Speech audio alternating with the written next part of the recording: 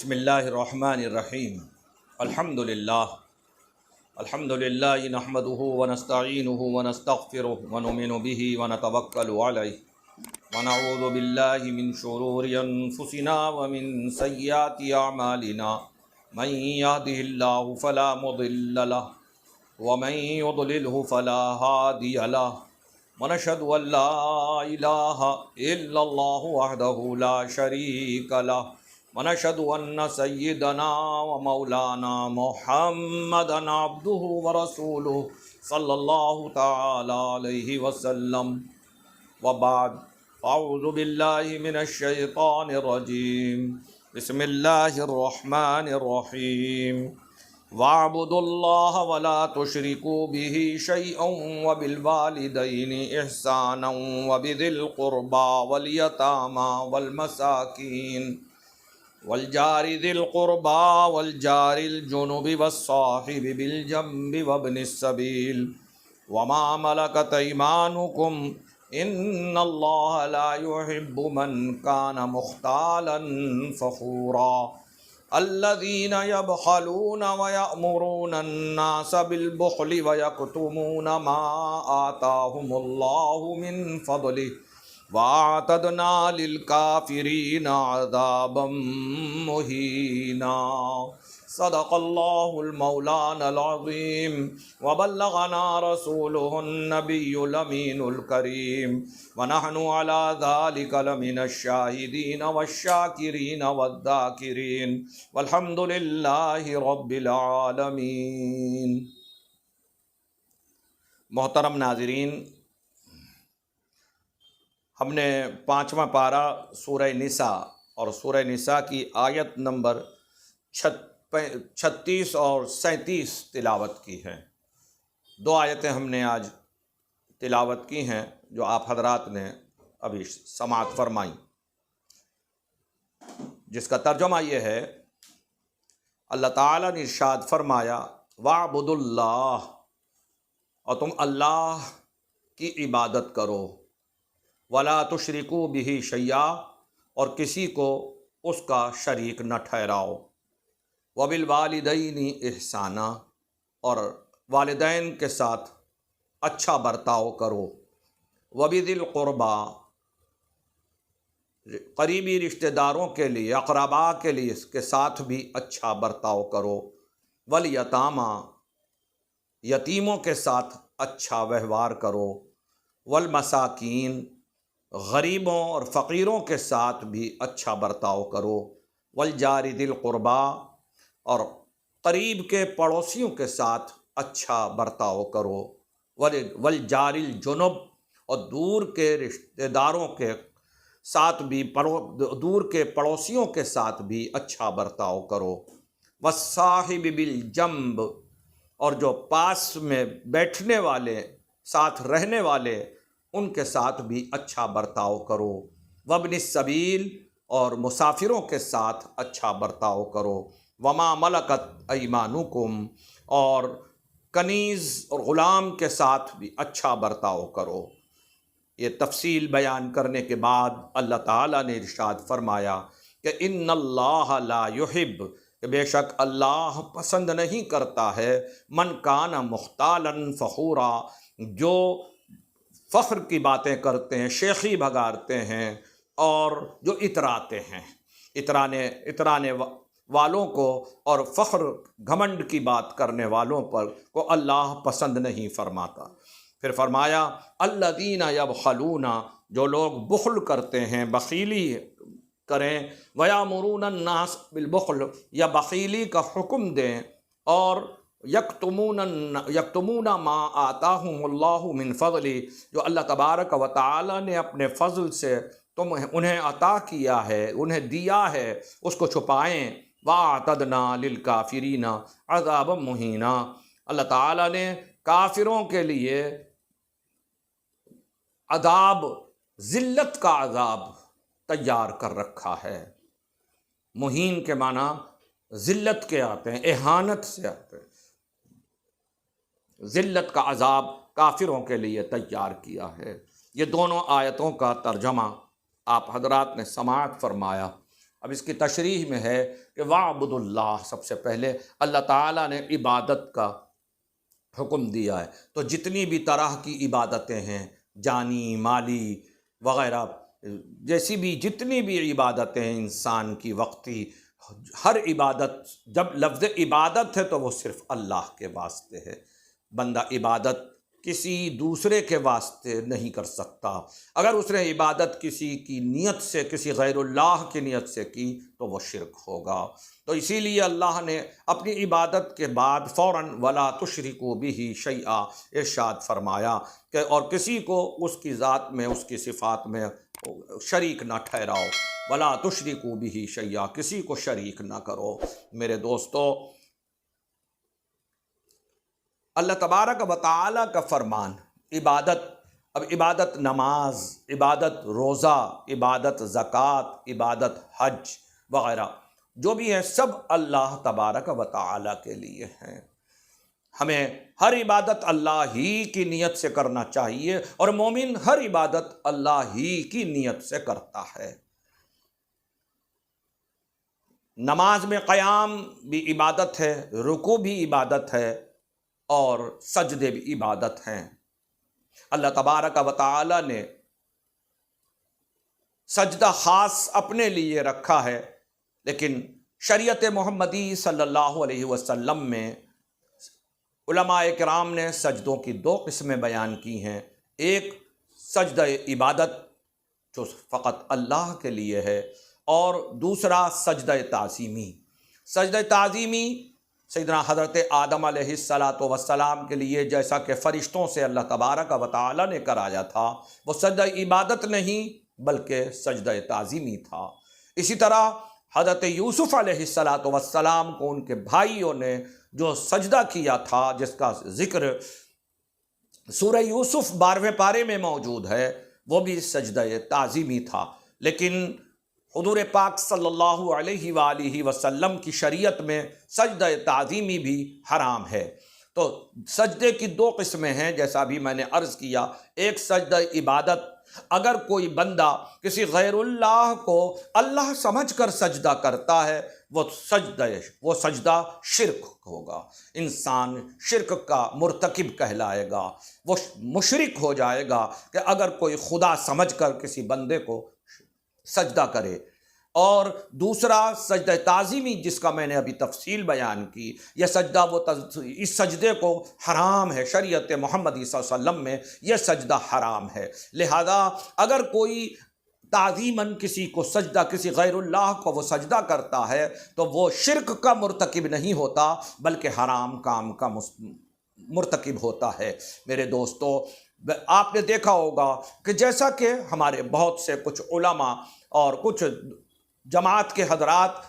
کہ سجدہ کرنے والوں کو، قبر کے سامنے سجدہ کرنے والوں کو شرک کا فتویٰ لگا دیتے ہیں، حالانکہ وہ خواجہ صاحب کو اللہ سمجھ کر سجدہ نہیں کرتا، غوث پاک کو اللہ سمجھ کر سجدہ نہیں کرتا، یا اپنے پیر کو اللہ سمجھ کر سجدہ نہیں کرتا، اللہ والا سمجھ کر سجدہ کرتا ہے۔ لہذا اللہ سمجھ کر تو کوئی کسی کو سجدہ کرتا ہی نہیں ہے۔ امت محمد صلی اللہ علیہ وسلم، جاہل سے جاہل شخص بھی، مسلمان کلمہ پڑھنے والا، بھلے ہی وہ غلطی سے کسی کو سجدہ اگر کر لے تو وہ سجدہ، اس کا فتویٰ شرک کا فتویٰ نہیں ہوگا۔ یہ بے علم لوگوں کی باتیں ہیں کہ جو اس طرح کسی کو سجدہ وغیرہ کرتے دیکھا اور شرک کا فتویٰ لگا دیا، اسے مشرک قرار دے دیا، یہ زیادتی ہے، یہ ظلم ہے۔ لہذا حرام کا فتویٰ تو ضرور دیا جا سکتا ہے، کیونکہ وہ اللہ سمجھ کر، یقیناً وہ اللہ اسے نہیں سمجھتا، کہ کسی بزرگ کو اللہ نہیں سمجھتا، اللہ نہیں سمجھتا، لیکن ہاں اللہ والا سمجھتا ہے۔ اللہ والے کے لیے بھی اگر وہ سجدہ تعظیماً کر رہا ہے تو وہ حرام ہے۔ حرام کا فتویٰ تو آپ ضرور دے سکتے ہیں، لیکن شرک کا فتویٰ دینا یہ قطعاً آپ حضرات کے لیے غلط ہے کہ جو ہر ایک کے آپ ایک دم شرک شرک شرک کا فتویٰ دیتے ہو، یہ زیادتی ہے، یہ ظلم ہے، لہذا ایسے فتووں سے اجتناب کیا جائے۔ وہ سجدہ حرام ہے، حرام کا فتویٰ آپ دیجئے، کوئی بات نہیں ہے۔ اللہ تعالی ہمارے سجدہ اس طرح سے جہالت میں یا ادباً یا تعظیم میں کرنے والوں کو بھی ہدایت عطا فرمائے کہ وہ بھی اس طرح کسی کو سجدہ نہ کریں۔ غیر اللہ کو سجدہ کرنا یا تو اللہ سمجھ کر کیا، عبادت کے لیے سجدہ کیا تو شرک ہوگا، نہیں تو حرام ضرور ہے۔ تو ہمیں حرام سے بھی بچنا چاہیے اور شرک سے بھی بچنا چاہیے، اور ہمارے فتوے میں بھی ہمیں زیادتی نہیں کرنا چاہیے، کسی پر ظلم نہیں کرنا چاہیے۔ اللہ تبارک و تعالی نے میں اختصار کے ساتھ یہ ساری باتیں کرتا چلوں، نہیں تو اس کی بھی کافی تفصیل ہے، لیکن وَاعْبُدُوا اللَّهَ وَلَا تُشْرِكُوا بھی ابھی اللہ تبارک و تعالی اپنی عبادت اور اپنی ذات میں کسی کو شریک کرنے کے بارے میں بیان فرما رہا تھا، لیکن اس کے فوراً بعد اللہ تبارک و تعالی نے وَبِالْوَالِدَيْنِ احسانا، ماں باپ کے ساتھ اچھا برتاؤ کرو، ماں باپ کے ساتھ اچھا سلوک کرو۔ اپنے ذکر کے بعد فوراً ماں باپ کا ذکر کرنا یہ اس بات کی دلیل ہے کہ اللہ تبارک و تعالی نے ماں باپ کا کتنا عظیم مرتبہ رکھا ہے، کتنا بڑا درجہ اللہ تبارک و تعالی نے والدین کا رکھا ہے کہ اپنے ذکر کے فوراً بعد والدین کا ذکر کیا اللہ تبارک و تعالی نے کہ ماں باپ کے ساتھ اچھا سلوک کیا جائے میرے دوستو۔ اور پھر اس کے بعد وَبِذِي الْقُرْبَىٰ، پھر رشتہ داروں کے لیے جو قریب کے رشتہ دار ہیں ان کے ساتھ اچھا برتاؤ کیا جائے، اور پھر یتیموں کا حصہ آتا ہے، یتیموں کا خیال کیا جائے اور ان کے ساتھ بھی اچھا سلوک کیا جائے۔ پھر فقیر اور غریب کے لیے حکم آیا کہ ان کے ساتھ بھی والمساکین، یعنی مساکین کے ساتھ بھی اچھا برتاؤ کیا جائے، اور پھر جو پڑوسی قریب کے ہیں ان کے ساتھ اچھا سلوک کیا جائے۔ حضور پاک صلی اللہ علیہ وسلم نے وَالْجَارِ ذِي الْقُرْبَىٰ کی تشریح فرمائی ہے حدیث شریف میں، اور فرمایا کہ چاروں طرف تمہارے 40 مکان پڑوسی کہلاتے ہیں، اور وہ قریبی پڑوسی کہلاتے ہیں۔ آپ کے بازو سے لے کر 40 ادھر 40 ادھر 40 ادھر اور 40 ادھر، 40 گھروں کا خیال رکھنا ہے کہ کس گھر میں کھانا نہیں بنا، کس گھر میں غربت ہے، کس گھر میں کس طرح کی مصیبت آئی ہوئی ہے، پریشانی آئی ہوئی ہے، تو اس طرح کا خیال رکھنا وَالْجَارِ ذِي الْقُرْبَىٰ میں آتا ہے کہ جو آپ کا پڑوسی، آپ کے قریب کا پڑوسی، اس کا خیال کیجئے، اس کی مدد کیجئے، وہ کسی مصیبت میں ہو تو اس کی مدد کیجئے، اس کا ہر طرح کا خیال رکھیے۔ 40 مکانوں تک آپ کا وہ پڑوسی قریب کا پڑوسی کہلاتا ہے۔ لیکن جو لوگ بڑی بڑی اونچی بلڈنگوں میں رہتے ہیں، بیچ میں رہتے ہیں، تو ان کے لیے 6 سمتیں ہو جاتی ہیں کہ اسی طرح جس طرح 40 دائیں بائیں آمنے سامنے کا ذکر ہے، پیچھے کا ذکر ہے، اسی طرح نیچے اور اوپر کا بھی ذکر بڑھ جائے گا کہ جو تم سے نیچے بھی رہتے ہیں وہ بھی تمہارے پڑوسی ہیں، اور جو تمہاری چھت پر اوپر فلیٹ میں رہتے ہیں وہ بھی تمہارے پڑوسی ہیں، تو ان کا بھی خیال رکھا جائے۔ 40 کے بعد جو والجار الجنب، وہ دور کے پڑوسی ہو گئے، لہذا کہا ان کے ساتھ بھی اچھا سلوک کرو۔ والجار الجنب، یہ دور کا پڑوسی، یہ پوری بستی کے لوگ آ جاتے ہیں، گاؤں کے لوگ آ جاتے ہیں، آپ کے محلے کے لوگ آ جاتے ہیں کہ جو آپ کا محلہ ہے، جتنا بڑا آپ کا محلہ ہے، اس محلے کے لوگ والجار الجنب کے اندر آتے ہیں۔ اور پھر اس کے فوراً بعد ارشاد فرمایا والصاحب بالجنب، کہ جو آپ کے پاس بیٹھنے والے، آپ کے صاحب ہیں، آپ کے دوست ہیں، آپ کے احباب ہیں، ان کے ساتھ بھی اچھا سلوک کرو۔ ساتھ بیٹھنے کا معاملہ، جو طالب علم آپس میں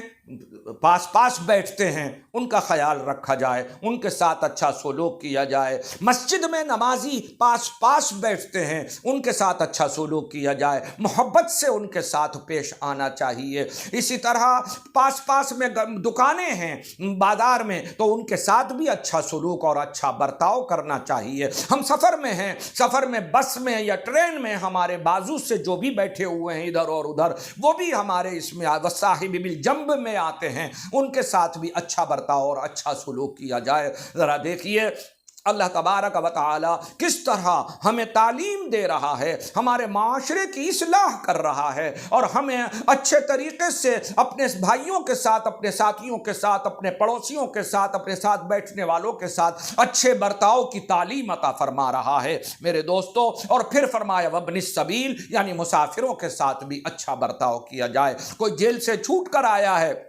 یا کوئی قیدی آیا ہے اور مقام پہ قیدی کا بھی ذکر ہے، اور یا پھر یہ مسافر کے ساتھ کہ مسافر اگر آپ سے کسی پریشانی کا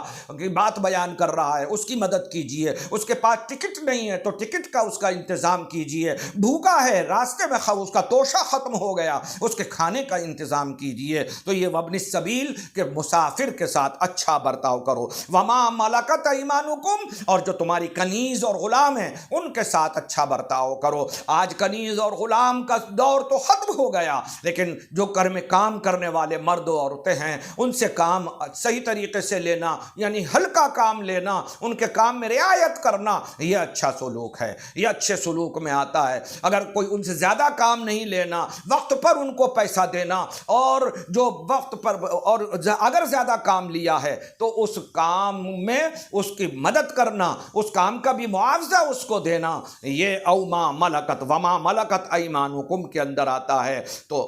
لیکن ایسا اچھے کام کرنے کے بعد کچھ لوگوں کے اندر تکبر آ جاتا ہے، کچھ کے اندر شیخی آ جاتی ہے کہ میں فلاں کا خیال کرتا ہوں، میں بڑا اچھا ہوں، میں مسکینوں کو کھانا کھلاتا ہوں، یتیموں کو کپڑا پہناتا ہوں، میں پڑوسیوں کی مدد کرتا ہوں، اس طرح کی اپنے دل کے اندر شیخی آتی ہے۔ تو اللہ تبارک و تعالی نے ارشاد فرمایا، اے اس طرح کے اچھے کام کرنے والوں سن لو، ان اللہ لا يحب من کان مختالا فخورا، اللہ تبارک و تعالی شیخی بھکارنے والا اور اترانے والے کو پسند نہیں فرماتا ہے۔ لہذا تم نے اگر اچھے کام بھی کیے لیکن اللہ تمہیں اچھا نہیں کہے گا اگر تم اس طرح کرو گے، اللہ تمہیں پسند نہیں کرے گا اگر تم اپنے